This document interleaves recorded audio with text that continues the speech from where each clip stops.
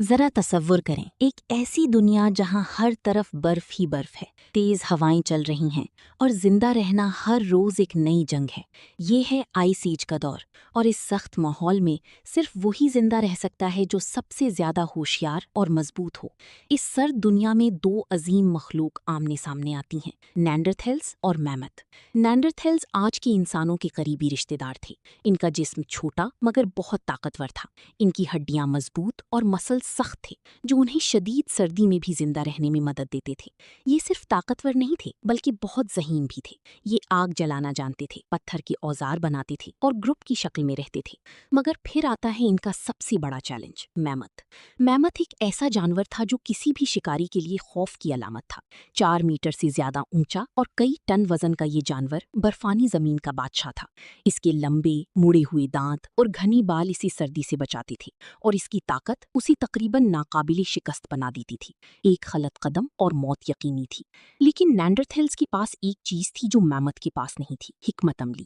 یہ اکیلی شکار نہیں کرتے تھے، یہ ٹیم بنا کر منصوبہ بندی کے ساتھ حملہ کرتے تھے۔ سب سے پہلے یہ میمت کو غور سے دیکھتے، اس کی حرکت کو سمجھتے اور پھر اسے آہستہ آہستہ تھکانے کی کوشش کرتے۔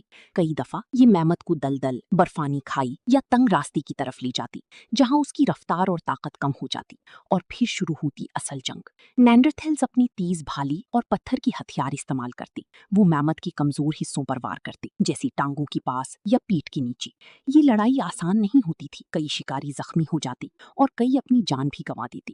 لیکن اگر یہ شکار کامیاب ہو جاتا تو ایک میمت پوری کمیونٹی کو ہفتوں تک زندہ رکھ سکتا تھا۔ اس کا گوشت کھانے کی کام آتا، اس کی چربی توانائی کے لیے، اور اس کی ہڈیاں اور دانت اوزار اور رہائش بنانے کے لیے استعمال ہوتی تھی۔ یہ صرف شکار نہیں تھا، یہ بقا تھی، ایک پوری زندگی کا نظام۔